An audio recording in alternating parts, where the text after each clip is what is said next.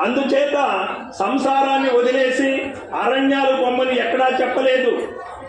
ఆహారాలు అన్నపానీయములు మాని కఠోర తపస్సులు చేయమని చెప్పలేదు.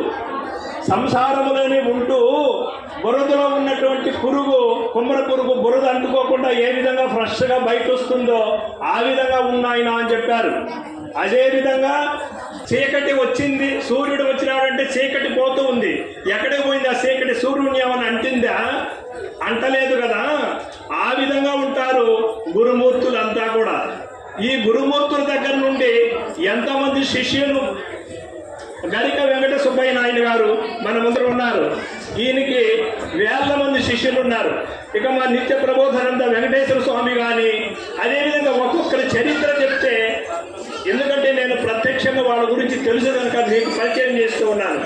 ఎంతమందిని తరింపచేశారు, ఎంత